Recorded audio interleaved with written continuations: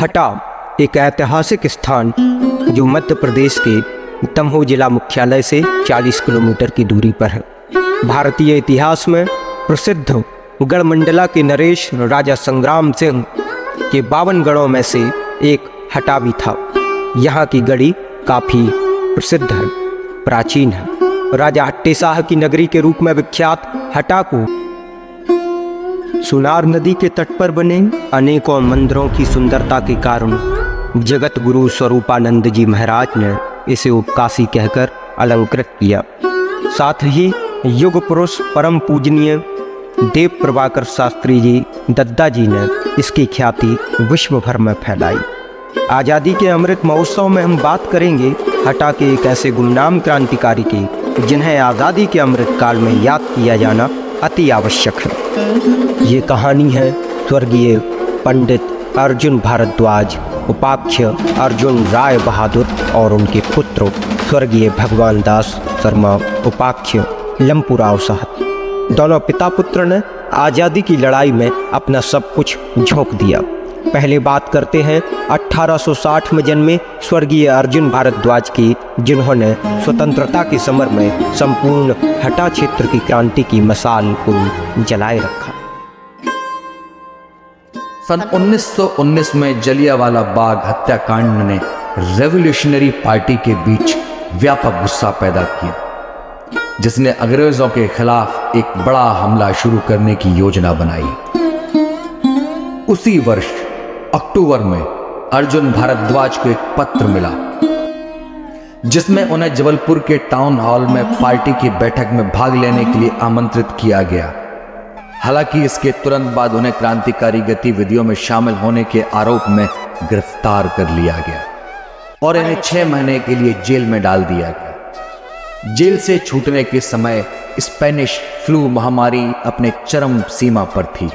अर्जुन भारद्वाज ने आसपास के लगभग 100 गांवों में लोगों को भोजन, कपड़े, दवाई और अन्य आवश्यकताएं प्रदान करते हुए महामारी से पीड़ित लोगों के लिए खुद को सामाजिक सेवाओं के लिए समर्पित कर दिया। उन्होंने अपने प्रयासों को पूरा करने के लिए अपनी फसल और जमीन भी बेच दी। सन 1926 में ब्रिटिश सरकार ने उनकी उल्लेखनीय सामाजिक सेवाओं को मान्यता दी और उन्हें बहादुर की उपाधि से सम्मानित किया। उन्हें सम्मान समारोह के लिए भोपाल आमंत्रित किया गया था। हालांकि 1935 में ब्रिटिश पुलिस ने उन्हें घर से गिरफ्तार कर लिया और उन्हें गंभीर यातनाएं दी। 3 दिन बाद उनका शव बनगांव में मिला। ये वो कुछ संरक्षित स्थान है जहां पर हमारे राव साहब यानी क्रांतिकारी राव साहब जो कि दूसरी पीढ़ी के क्रांतिकारी रहे हैं, वो अपनी योजनाओं को उस समय पर कैसे गतिविधियां देते थे, कैसे आगे संचालित करते थे। ये छोटे छोटे दरवाजे उस चीज का प्रतीक है और उस चीज का प्रमाण है कि यहाँ पर अंदर बहुत सारे उनके क्रांतिकारी लोग होते थे और जो आते थे बहुत सारी गतिविधियों को अंजाम देते थे, यानी अंग्रेजों के खिलाफ लड़ाई करने में अपना योगदान देते थे। देखिए इनकी वर्तमान पीढ़ी के साथ मैं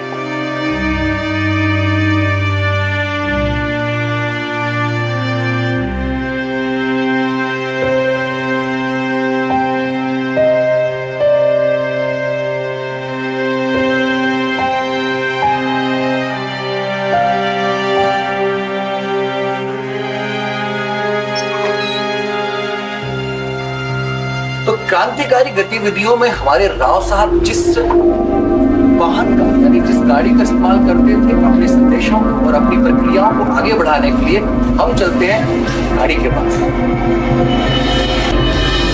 अच्छा, MDA 5947 जी, यानी 5947। तो ये भाई साहब लगभग कब का मॉडल होगा, क्योंकि अनोखा मॉडल है, इस तरह के मॉडल आजकल तो देखने मिलते नहीं। ये 1940 का 1940 यानी आज़ादी के पहले का ये मॉडल है। तो ये लगभग मतलब कौन सी कंपनी जो विक्टोरिया। तो आज तो इस तरह की कंपनी को सुनने में आती है, ये नाम भी डला हुआ है। अच्छा। तो ये पहले पेट्रोल से ही चलती थी या कुछ और? पेट्रोल से चलती थी और 1 लीटर में 5 किलोमीटर चलती थी मात्र। बस अच्छा, तो ये उस समय आपको क्या अंदाजा आपके, क्योंकि जो आपके दादाजी या और लोगों ने बताया होगा कि लगभग ये कितने की आई होगी उस समय की, यदि इसकी अपन गणना करें तो? ये शायद ऐसा जानकारी है कि 1500 रुपये करीब की आई थी। अच्छा जी, मतलब आज के 1500 रुपये उस समय, मतलब उस समय के 1500 रुपये आज लगभग काफी कीमत हो सकती है इसकी।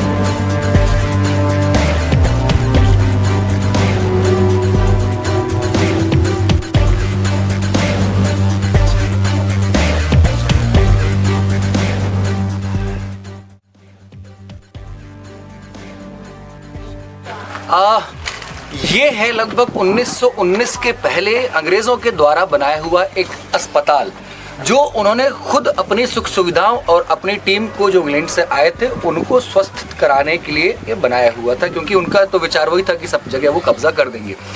तो हमारे जो राव साहब थे, जो सबसे पहले क्रांतिकारी, आदरणीय क्रांतिकारी अर्जुन राव साहब, जिनको उपाधि दी गई थी, वहाँ पर कहते हैं कि जब वो क्रांतिकारी गतिविधियों उन्होंने भाग लेना शुरू किया और जब अंग्रेज़ों को पता चला कि वो अपनी गतिविधियों में शामिल हैं, और एक समय जब वो जबलपुर जा रहे थे, जबलपुर में जाके वो क्रांतिकारी किसी गतिविधियों को अंजाम देने वाले थे और वहाँ पर एक घटना के द्वारा वो बीमार पड़े, कुछ उनको स्वास्थ्य खराब हुआ, और जब वो उस अस्पताल में भर्ती होने के लिए अपने परिवार के साथ आए तो अंग्रेज़ों की पूरी टीम ने वहाँ के, क्योंकि जो वहाँ के उनके समय के डॉक्टर थे, उन्होंने उनका इलाज करने से पूर्ण रूप से मना कर दिया। ये वो खूबसूरत नज़ारा है हमारी सुनार नदी का, जो मध्य प्रदेश की और विश्व की एक धरोहर है। तो हमारे मनीष भाई बताएंगे कि ये सुनार नदी में इनके जो पूर्वजों का जो बचपन है वो कैसे बीता।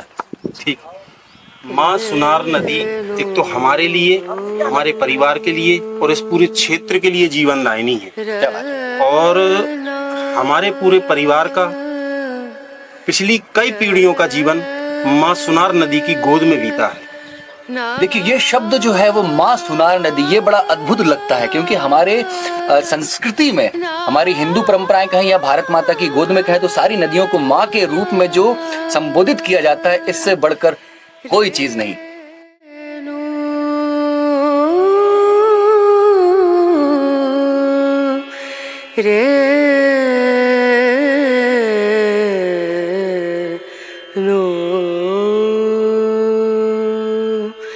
Dim dum da da da dim da da da dim dum da da da dim da da dim dum da da dim dum da da da dim da da da o da ni da na di da na na o da ni da na di da na na da na da di na da dim dum da da da dim da na dim dum da da da dim da na dim dum da na da na dim da na da dim da na na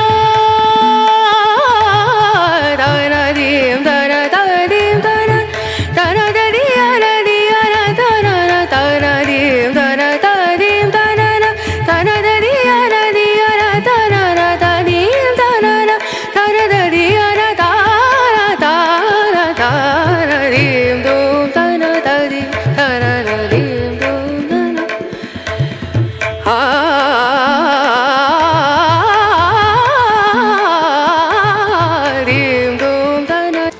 तो अभी हम उस जगह पर आ गए जहाँ पर मनीष शर्मा जी के दादाजी और परदादाजी ने जो समय क्रांतिकारी गतिविधियों में जो शस्त्र अस्त्र, जो सर्टिफिकेट्स और जो प्रमाण पत्र और उनकी तस्वीरें जो संजो कर रखी हुई हैं, हम अभी उनको देखेंगे और आप सभी को दिखाएंगे। ये है हमारे परदादाजी पंडित श्री अर्जुन प्रसाद भारद्वाज, जिन्होंने कई क्रांतिकारी गतिविधियों में भाग लिया। ये सर्टिफिकेट उनको 1926 में मिला था। ये दिया गया था भोपाल स्टेट के लिए। ये क्यों दिया गया था उनके लिए? ये उनके सेवा कार्यों के लिए दिया गया था। 1920 में एक भुखमरी महामारी टाइप की एक बहुत बड़ी बीमारी आई थी और खाने के लाले पड़े हुए थे। उस टाइम पे हटा एवं हटा से लगे हुए सैकड़ों गांव के लिए, जो कि इसमें लिखा हुआ है, खाना, कपड़ा और दवाइयों की व्यवस्था कई महीनों तक, मतलब लगभग 6 महीने तक खाना, कपड़े, दवाइयों की व्यवस्था की। इस सेवा कार्य को देखते हुए भोपाल स्टेट के द्वारा इनको राव बहादुर की उपाधि से सम्मानित किया। ये हैं हमारे दादाजी पंडित भगवान दास शर्मा। इनके लिए प्यार से लोग लंपू राव साहब के नाम से भी जानते हैं। और इनकी उपलब्धि के बारे में भी बताना चाहूँगा। ये जो हमारे दादाजी हैं,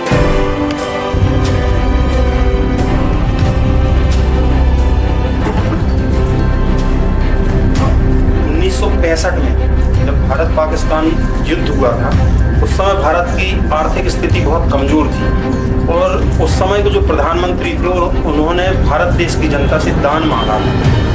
उस समय हमारे दादाजी पंडित भगवान दास शर्मा लंपू राव साहब ने 2.5 किलो सोना भारत सरकार के लिए गोला बारूद खरीदने के लिए दान किया। ये उसके लिए वर्तमान कलेक्टर NP कोनहर के द्वारा ये सम्मान प्रमाण पत्र हमारे परिवार को दिया गया। कुछ चीज़ें और दिखाना चाहता हूँ जो हमारे दादाजी की हैं, दादाजी से संबंध रखती हैं। जैसे ये बुजुर्ग लोग पहले ये गुटान छड़ी भी बोल सकते हैं, ये लेके चलते थे और ये सुरक्षा की दृष्टि से और कई दृष्टि से ये काम आती है। और इसको नाम हमें पता है, जो इसको गुत्ती भी बोलते हैं शायद। तो इसको दादाजी लेके चलते थे। दादाजी संगीत प्रेमी भी थे, तो ये ग्रामोफोन लेके रखा था और कई बार जो क्रांतिकारियों की बैठकें वगैरह होती थी, ये सब चीज़ें होती थी, तो उस टाइम पे संगीत के माध्यम से हास्य चीज़ों में भी थोड़ा सा मतलब एक क्या इंटरटेनमेंट या फिर रुचि रखी। और एक ये है रेडियो। महात्मा गांधी या अन्य जो भारत देश के बड़े लीडर थे, रेडियो के माध्यम से क्रांतिकारियों के लिए मार्गदर्शन इसके माध्यम से देते रहते थे। और इसको सुन के कई क्रांतिकारी बैठकों में उन्होंने भाग लिया। और चूंकि वो क्रांतिकारी दल जबलपुर से जुड़े हुए थे, तो रेडियो की न्यूज़ सुन के ही जबलपुर आना जाना, कई पत्र भी आते थे उनके लिए जबलपुर के लिए बुलाने के लिए। ये भी हमारे दादाजी का है। तो मनीष जी, आपके हाथों में ये कुछ डॉक्यूमेंट्स दिख रहे हैं, ये एक्चुअली क्या है? ये दस्तावेज जो है हमारे पास, ये दादाजी के पास सबसे पहले बताना चाहूँगा कि मैं देख सकता हूँ जी। ये जो डॉक्यूमेंट है, ये सबसे पहले ये बताना चाहूँगा कि दादाजी हमारे परदादाजी जो थे, और वो थे क्रांतिकारी दल जबलपुर में उसका बना हुआ था, उसका निर्माण हुआ था क्रांतिकारी दल का जी, तो उसके एक सदस्य थे। अच्छा। तो सारी गतिविधियां जो थी वो जबलपुर में संचालित होती थी क्रांतिकारी दल की, और वहां से पत्र के माध्यम से हटा तक जानकारी हमारे दादाजी को भेजी जाती थी, परदादाजी। और उस संबंध में ये पत्र आपको भी भैया ने दिखाया है। ये पत्र है 19/10/1919 और इस पत्र में एक मैप भी बना हुआ है। हाँ, वो मैं देख रहा हूँ। एक नक्शा भी बना हुआ है, इसमें 3.5 और 2 करके कुछ ऐसा दिख रहा है। तो ये उस समय के कोड वर्ड्स हैं, क्या है? जी जी, अच्छा, बिल्कुल कोड वर्ड है ये। और इसके बाद ये दूसरा पत्र है, जस्ट 1 महीने बाद ये पत्र आया। अच्छा, ये मतलब अब हो चुकी जी जी, फिर बहुत बारात निकलनी चाहिए, बाराती तैयार खड़े हैं और आतिशबाजी होनी चाहिए, तो मतलब कोई सांकेतिक भाषा है। बिल्कुल बिल्कुल बिल्कुल जी जी। इसमें ये था कि ये बाराती तैयार खड़े, आतिशबाजी चलनी चाहिए। तो अपन ने ये मान के चला आतिशबाजी चल रही, बहुत देर हो चुकी है, आतिशबाजी चल रही है, मतलब कोई ब्लास्ट की योजना थी। अच्छा, 1 महीने पहले मैप आता है जी, और 1 महीने बाद ही ब्लास्ट के लिए एक संकेत आता है जी कि यहाँ ब्लास्ट करना चाहिए। और उसमें अब ये ब्लास्ट उस टाइम पे हुआ था जब ये कौन सा जलियांवाला बाग था, जलियांवाला 1919 के आसपास। हाँ हाँ, जलियांवाला बाग हत्याकांड की जो आग थी वो पूरे देश में फैल चुकी थी। उस संबंध में दादाजी जबलपुर गए थे, तो हटा की स्थिति मतलब लगभग देश की स्थिति बहुत खराब हो चुकी थी, क्योंकि एक 1920 में एक बीमारी कोई आई थी, जो भी हो, अच्छा। उसके कारण भुखमरी और महामारी पूरे क्षेत्र में, हमारे क्षेत्र में बुंदेलखंड में तो सबसे ज्यादा थी जी उस टाइम पे। तो अपने स्वयं के खर्चे से हमारे दादा पंडित अर्जुन प्रसाद भारद्वाज जी अपने खर्चे से, अच्छा, बिल्कुल 6 महीने तक हटा एवं हटा से लगी हुई सैकड़ों गाँव के लिए खाना, कपड़े और दवाइयों की व्यवस्था। तो मनीष जी, मतलब वो चीजें जो जिनकी चर्चा हमारे और आपके बीच हुई थी कि हमारे पास ऐसी सामग्री, तो क्या मतलब उन चीजों को दिखाएंगे? आपने अभी भी संभाल के रखा हुआ है? बिल्कुल सब कुछ संभाल के रखा हुआ है, और चलिए चलते हैं, आपको सारी चीजें दिखाते हैं। उनमें भी एक बहुत विशेष चीज दिखाऊंगा। एक तिजोरी है। तिजोरी? बिल्कुल तिजोरी, हाँ, जिसको नहीं, अब ये तो ठीक है। और एक तिजोरी दिखाऊंगा जो आज के जमाने में भी बनना, अच्छा, बड़ी मुश्किल होगी। और जब मकान बना था तो उस टाइम पे उसको यहाँ से वहां करना था, तो चैन कुप्पी होती ना जी, चैन कुप्पी से उसको उठाना पड़ा था, मतलब टनों में उसका वेट है। हाँ, और उसके कुछ ताले वाले का एक सिस्टमेटिक, आज कंप्यूटर युग में भी अपन आ गए हैं, उसके जो बनाए हुए ताले हैं, उसके जो सिस्टम है, वो आज के जमाने में भी बनाना बड़ा नामुमकिन है। क्योंकि आपने बताया कि आपके दादाजी जो थे वो शराब के व्यापारी, सोने चांदी के व्यापारी थे, तो निश्चित तौर पर इस तरह की बड़ी बड़ी तिजोरियों को तो होना लाजमी बनता है। आइए जी, ये रखी तिजोरी।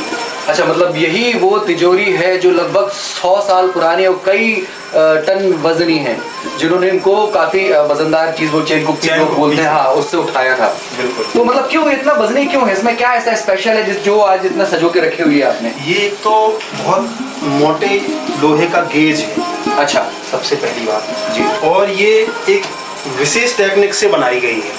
मतलब कैसे, क्या टेक्निक? मतलब इसकी चाबी जैसे आपको दे दी जाए तो आप इसको नहीं खोल पाओगे। मतलब क्यों, चाबी लगा के कोई भी खोल सकता है? नहीं, ये 1, ये 2, ये 3, ये 4। तो 4 चाबी होंगी, और क्या होगा? नहीं, इनके सबके एक लॉक के पासवर्ड।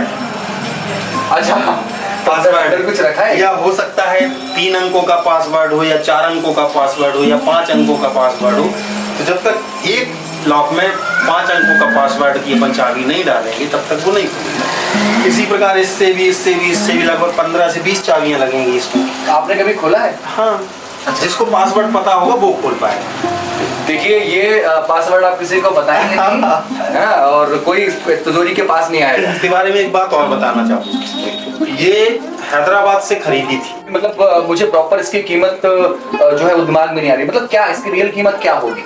ये जब खरीदी थी उस टाइम पे चांदी के सिक्के चलते थे चलन में। अच्छा, तो 1620 चांदी के सिक्के देके फिर ये खरीदी गई थी। मतलब इसकी कीमत अब पैसों में तो अब नहीं बता सकते, लेकिन ये पता है कि 1620 चांदी के सिक्के देके ये खरीदी गई थी। हाँ, यदि उस समय के चांदी के सिक्के होते तो हम वजन तौर का लगभग अनुमान लगा सकते थे, लेकिन चूंकि हमारे पास अब मात्र और मात्र यही एक धरोहर है जो प्रमाण है उस चीज का।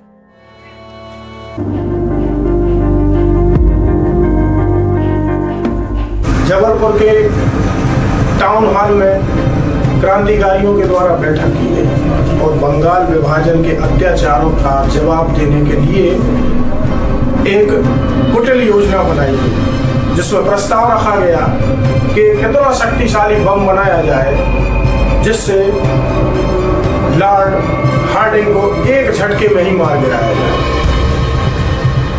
इसके लिए भारी मात्रा में बारूद, पैसे और अन्य सामग्री की भी जरूरत थी, जिसको बुंदेलखंड महाकौशल के क्रांतिकारियों ने सहयोग से मुहैया कराया।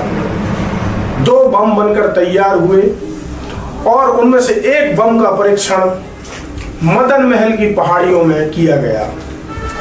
यह जानते हुए भी परीक्षण उसी क्षेत्र में चुना गया कि वहां पर अंग्रेजों की रेजिमेंट की एक बहुत बड़ी छावनी है। लेकिन जैसे ही बम का परीक्षण हुआ, धमाका से पूरा क्षेत्र गुंजायमान हो गया और धमाके के बाद चारों तरफ सनसनी फैल गई। अंग्रेजी सेना ने भी उन पहाड़ियों को चारों तरफ से घेर लिया, लेकिन जो मुख्य बम था उसको रास बिहारी बोस और चिदम्बरम पिल्लई लेकर फरार हो चुके थे। जबलपुर में जो बम तैयार किया गया था वह 1912 में दिल्ली के चांदनी चौक पर लॉर्ड हार्डिंग के ऊपर फेंका गया। लॉर्ड हार्डिंग जैसे ही चांदनी चौक में अपने हाथी पर सवार होकर मैदान में प्रवेश किया, तत्काल ही उसके ऊपर वह बम फेंक दिया गया। बम का हमला इतना घातक था कि हाथी पर बैठा महावत तत्काल ही स्वर्ग सिधार गया। वहीं हाथी जिसका नाम राम प्रसाद था वह भी घायल हो गया। बात यहाँ खत्म नहीं होती क्योंकि उनके बेटे थे भगवान दास शर्मा, जो अपने जीवन काल में क्रांतिकारी गतिविधियों में बराबरी से सहयोग करते रहे, क्योंकि विरासत में उन्हें अपने पिता के संस्कार मिले थे। दौर था 1965 का, देश आजाद हो चुका था और देश का विभाजन होकर एक पाकिस्तान नाम का देश भी बन चुका था। भारत और पाकिस्तान युद्ध 1965 में छिड़ गया। उस दौरान भारी मात्रा में गोला बारूद खर्च करना पड़ा। देश की हालत भी खराब थी और सेना को भी इस क्राइसिस से गुजरना पड़ रहा था। ऐसे में देश भर के संभ्रांत संपन्न लोगों से सहयोग का आह्वान भी किया गया था, जिसमें बुंदेलखंड के सबसे बड़े दानदाता के रूप में भगवान दास शर्मा सामने आए। उन्होंने अपने परिवार का, यहाँ तक कि अपने व्यापार का सारा सोना इकट्ठा किया, उसको तोलवाया। लगभग 2.5 किलो वजन का तौल का सोना भारत सरकार को युद्ध लड़ने के लिए दान कर दिया, जिससे गोला बारूद खरीदा जा सके और मुश्किल से मिली आजादी के बाद इस देश को आजाद ही रखा जा सके। भारत देश की आज़ादी के समर में हटा से क्रांति का बिगुल बजाने वाले क्रांतिकारी श्री चटर पटर शर्मा जी, श्री गिरजा प्रसाद उपाध्याय जी, श्री गया प्रसाद पांडे जी, श्री चंद्रशेखर त्रिवेदी जी, श्री जगमोहन श्रीवास्तव जी, श्री यशवंत सिंह जी, श्री रघुनाथ सिंह जी, श्री राजा राम चौरसिया जी, श्री रमाकांत त्रिवेदी जी सहित अनेकों गुमनाम महान क्रांतिकारियों एवं स्वतंत्रता संग्राम के सेनानियों के योगदान के प्रति यह समूचा देश सदैव ऋणी रहेगा।